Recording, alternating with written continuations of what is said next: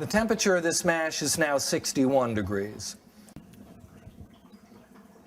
I would have to say that this is a very generous 7, moving in on 7.5. So the density has increased and it has driven this out. So over here in my notes, I'm going to say it was 7% hot and 7.5% cold.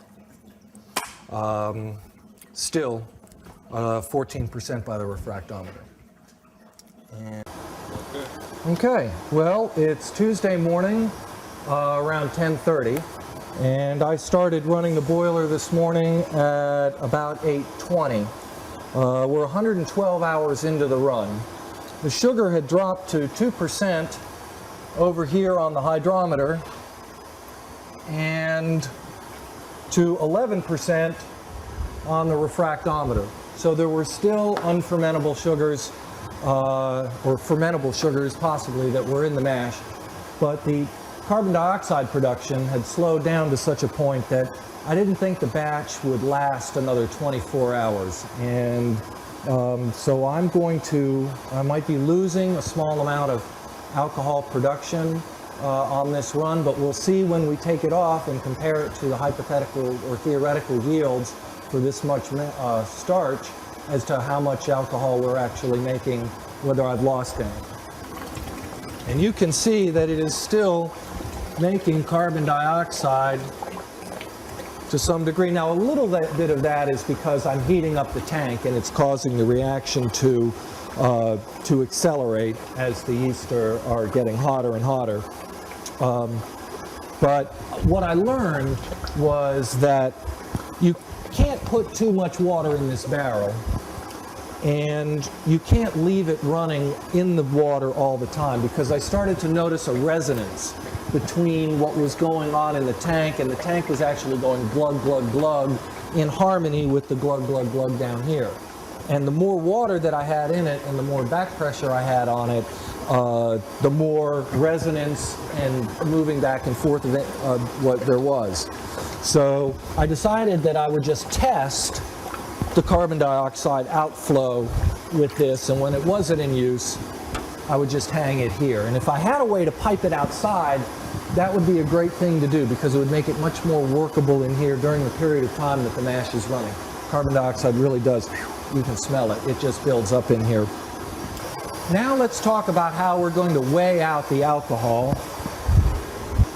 As the alcohol comes off of the still, we're going to weigh it as we go. We're going to know how much, by comparing the proof to the weight, we'll know how much alcohol we're making. So I've got my digital scale here. Then we're going to take the tare of this bucket here. And this drum should weigh 23 pounds. And again today, this drum does weigh 23 pounds. So we're going to add to that, we're going to add the tare of this plastic drum funnel, which is very impermeable to alcohol. It's one of the few things that really won't affect the taste. Either will these PET drums. We know that it weighs 6.8 pounds and the total should be 29.8. Sure enough, they still weigh the same. We can count on gravity if we can't count on anything else. Then we're going to put this little thing that I put together yesterday to be able to show you a few things. And the total weight of this is 43.2 pounds. That thing weighs 13.4. Sure enough, that's what it weighs. Now you also have to count the weight of this on it. So when you get your zero and you get your tare, you have to put your little tube in, put it on top, and then we're going to safety tie it here. So all the alcohol's going to go and fill up this nice stainless steel. This is stainless steel milk jug. We're going to be able to float a big hydrometer in here, and it's going to read the proof continuously. We'll take the temperature continuously, and we'll monitor the weight continuously. Now we see with all this stuff in and this little bit of pressure, now there'll be about 0.2 of a pound of weight of alcohol in this that will affect it. You see everything all hooked up and zeroed out is 43 pounds. So I'm starting to run. This thing's coming up to temperature. So I'm going to grab my handy dandy wrenches, and before this thing gets too hot, feel the top of this still lid. Oh, that still lid's getting warm, nice and warm. And you'll feel the heat. Yep, heat's starting to travel out here. Still cool. We're going to go ahead and switch this over because we're starting to get, oh, a little bit of alcohol, a little bit of vapor.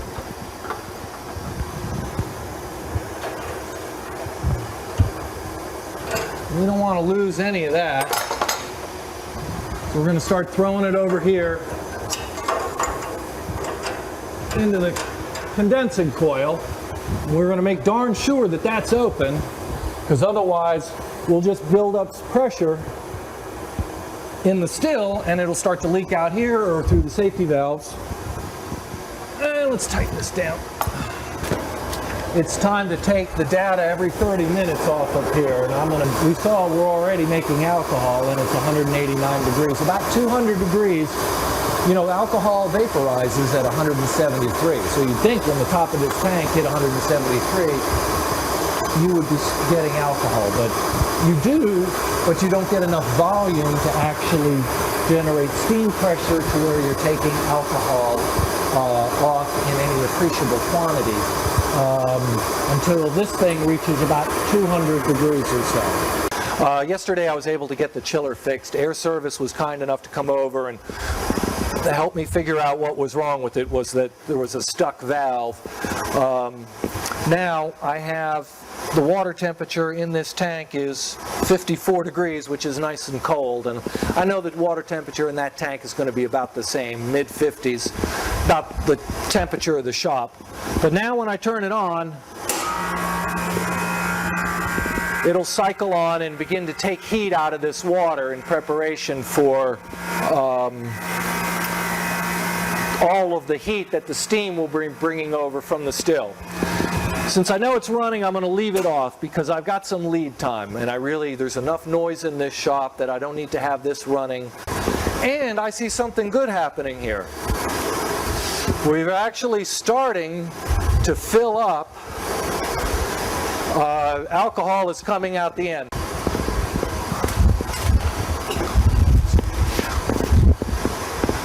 And we'll collect the first 5 gallons like this. Tear glass equals 11.8. And lo and behold,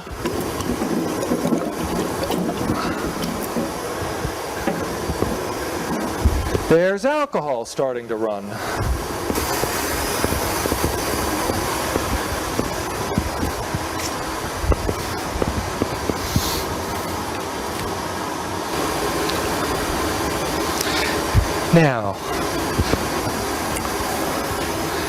Now we're actually starting to get some flow. So what's happening is that the other fermentation products other than ethyl alcohol will come off first. The first thing that comes off is acetone, and in Fahrenheit it comes off at 133 degrees. So it's nail polish remover. People think, oh my God, the first thing that comes off is just great and it's high proof and it really fires up your mouth and everything. Well, it fires up your mouth because it's acetone. And if you smell it, it smells like nail polish remover. The next thing that comes off is ethyl acetate at 170 degrees, and then finally ethyl alcohol at 173 degrees. And then as you move up the scale, you get propyl alcohol, which comes off at 206. We're trying to get rid of some of this stuff. We don't want it even in our stripping run, to tell you the honest truth. This is not good. It can't be redistilled. It's very concentrated. I may throw it in there and strip it off again, but you're just boiling and recondensing the same stuff over. So the heads are not much use, and you can use them for lighter fluid or something like that. And again, it looks like this is really starting to build up some heat up top. So it is definitely time to turn on the circulating pump and make this chiller system start to pull its weight. Which is a shame, because we're going to have to listen to this thing for the next 8 hours.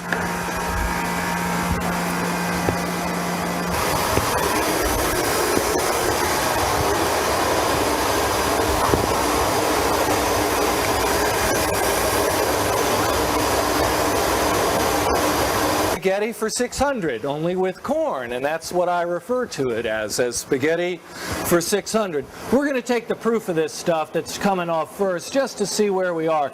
We can see that it's not very pretty alcohol, but this is just a stripping run.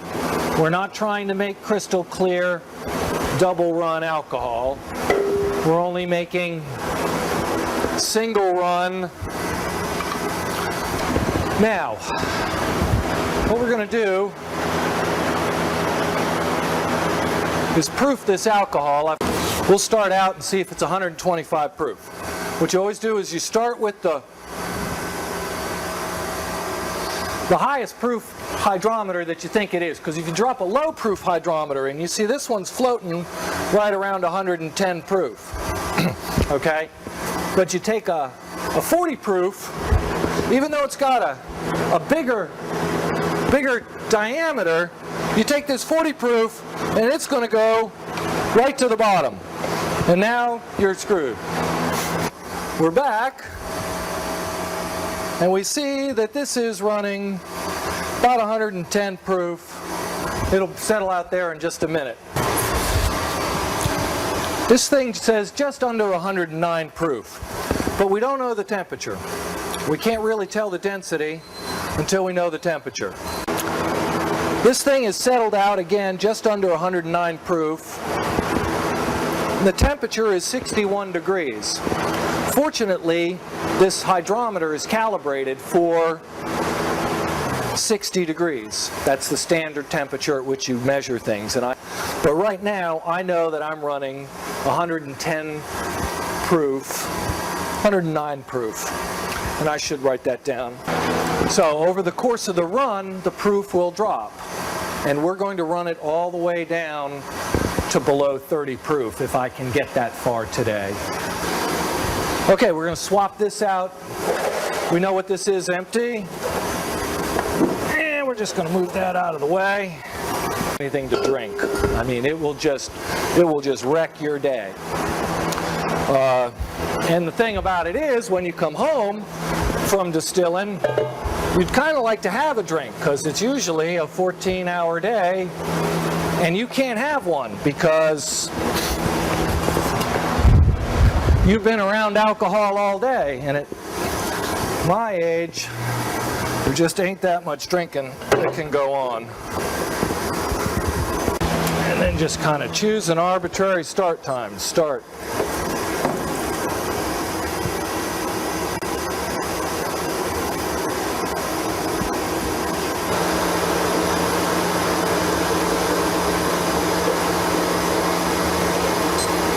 All right, it took 58 seconds to make a quart, which is close enough to a minute. And so that means we're going to make 15 gallons an hour. And that's a pretty good rate if we keep it up. 15 gallons an hour is going to give us 30 in 2. And 60 in 4, so in 4 hours I'll have filled this drum up, and it's going to be 8 hours to get the other 50 or 60 out of it. So we're going to try to get 100 gallons or 120 gallons out of this. Now remember, we only started with 390 gallons of liquid, and if we want to take out 100 gallons, that means there's only going to be, at the end of the run, there's only going to be 390 minus, there's only going to be 290 or 270 gallons of liquid in here, and then a whole bunch of corn. So we're really going to take a lot of water out of here. It's got to come from somewhere. Boy, it's really running now. Just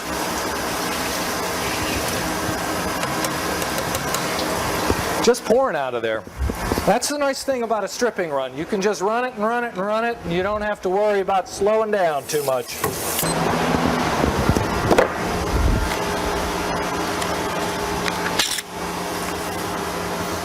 All right, now,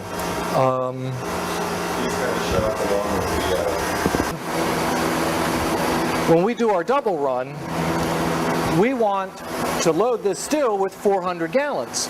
All right, so get 100 gallons of single run this time, second time, third time, fourth time. When I build up and I get 400 gallons, I also have about 75 gallons of heads and tails left over from last year.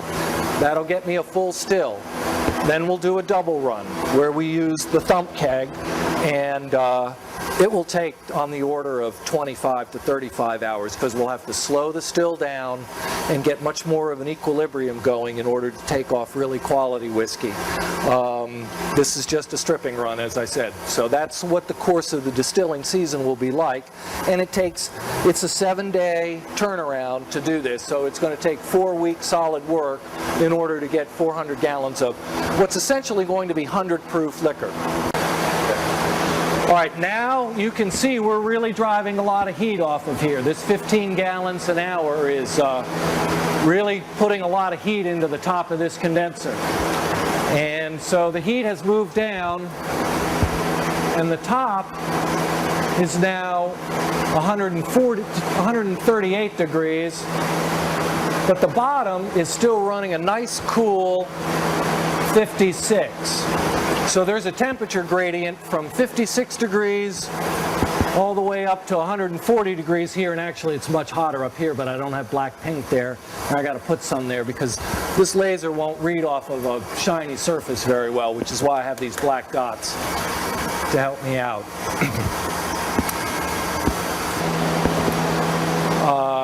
Both chiller coils into service, but while we just heard the still lid pop, which means that we're starting to build up pressure.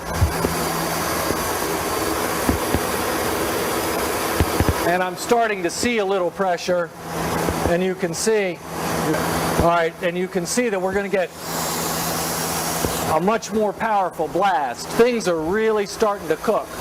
As a matter of fact, I may be able to turn down one of these boilers if things start getting away from me and I've got more heat going in. I sure want to get this run over within, before 8 o'clock tonight, but I don't want to put so much pressure into the still or boil off the alcohol too quickly. So I may end up turning off one boiler just to be able to manage the heat transfer a little better. My initial worry here is that I don't have enough cooling capacity with just one condenser. Now, while we have just a minute, I want to check the boiler and make sure that I'm still running about 4 pounds. I'm going to turn up the oil pressure just a tiny bit.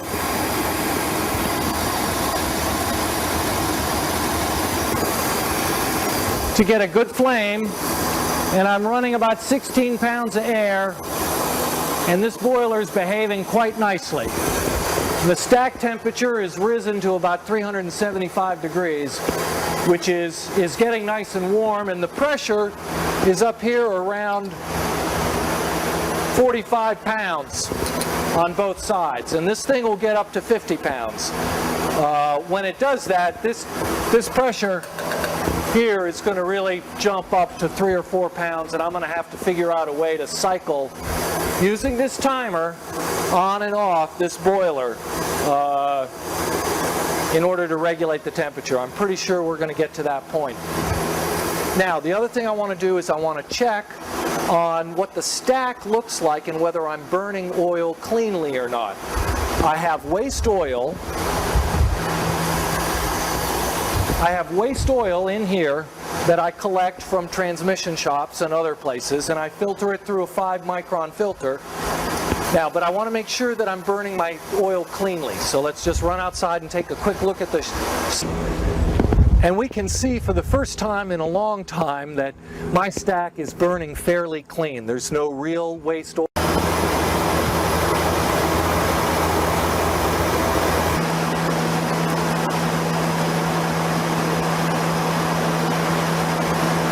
And we see that the proof has gone up. So I need yet another higher proof hydrometer. And the proof has increased as the run is going along. And now we're running right about 125 proof. which is a nice thing. The concentration is getting better.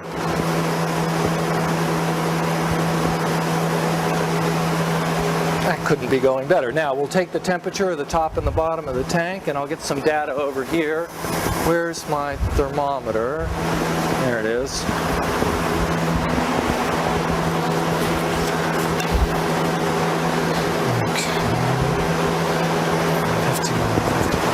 Okay. 153.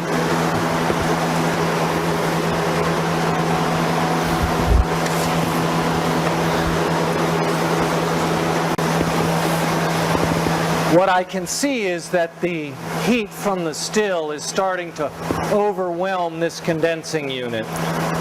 And I'm going to have to slow down and put less heat in. So the first thing I'm going to do is I'm going to turn off this gas boiler.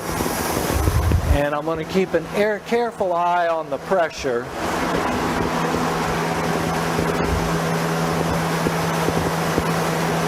And I have one trick up my sleeve here. So what I've done is brought another drum into position, because this condenser is really cold. It's cold at the top, it's cold at the bottom. We're losing the battle with this condenser right at the moment. So what we're going to do is we're just going to switch where the whiskey is collecting. The first thing I'm going to do is I'm going to open up this valve. This valve is open, driving steam into this tank. What I'm going to do is I'm going to open up this valve. And that pipe's going to start to get hot.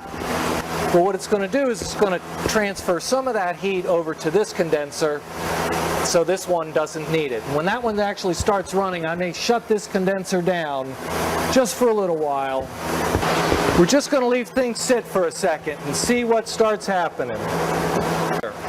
What I'm also going to do is I'm going to turn on the circulating pump to this one. And then that's all we can do now, just for the second, until it actually starts to run. Right, so we've learned something here in the last 10 minutes. Patience is the key, and it always is the key in distilling. By opening up both valves, we are able to get some flow through both of them. Now, so this thing is all flowing, and this thing is flowing. But I know that it's decreasing the total pressure on the still lid, because not only do I have a 3/4 inch pipe there for steam to get out, I also have a 1/2 inch pipe here for steam to get out. So the cross section is greater, and I'm using both condensers, and the output should be, at least it'll make the still run more easily. There won't be as much vapor pressure in the still, not as much pressure on the still lid, is less danger. All right, so we're going to call that 1 minute and 30 seconds per quart, which is 6 minutes a gallon and 10 gallons an hour. And the answer is that this only took 56 seconds, which is a quart every minute. So it looks like by running both coils, we are getting a larger total flow per minute, which will shorten the run and get us out of here sooner. So we're 4.5 hours into the run, moving up on 5 hours.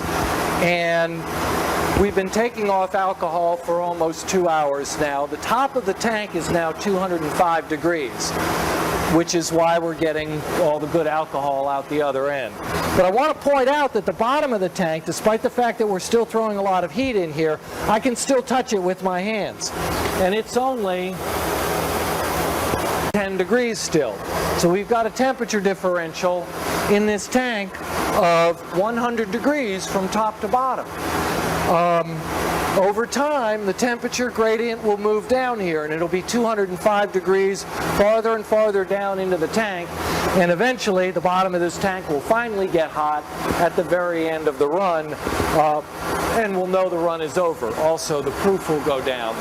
But even if you put heat in the bottom, it will tend to collect on the top.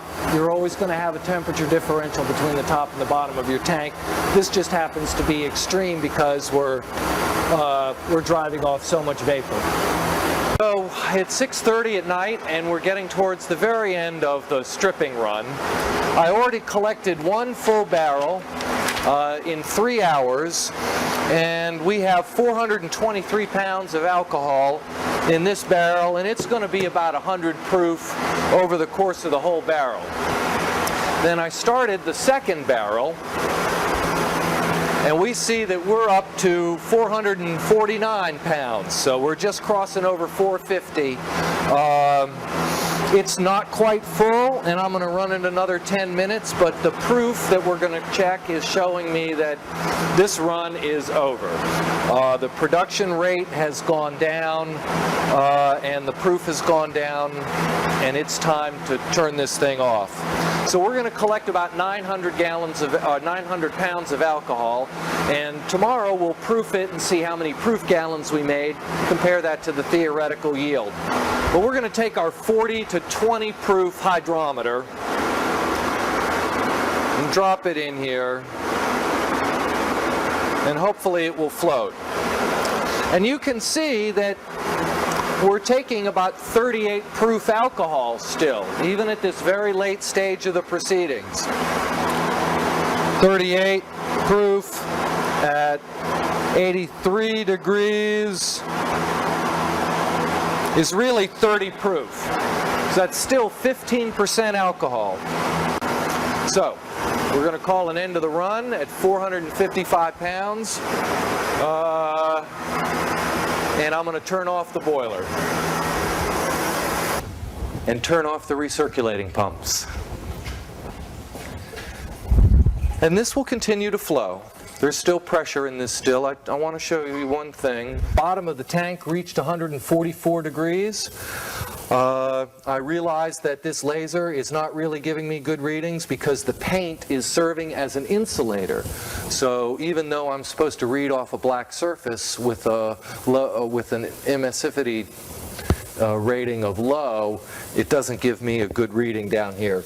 So my data is somewhat corrupted because this only says 133 degrees, where this thermometer stuck in here says, and in contact with the thing says 144, so I'm going to have to sort that out.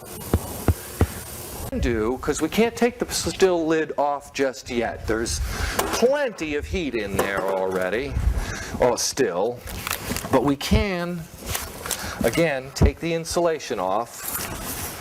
We can let this thing start to radiate. Fortunately, the sun's gone down and the shop's cooled down.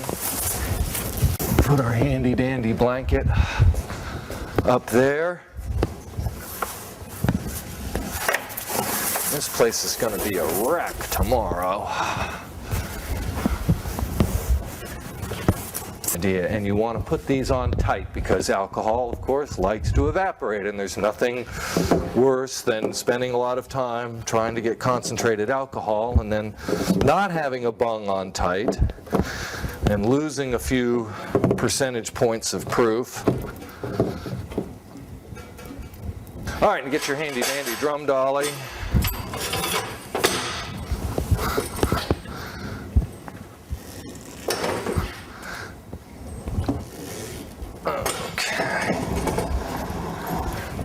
And you've got your second drum of alcohol.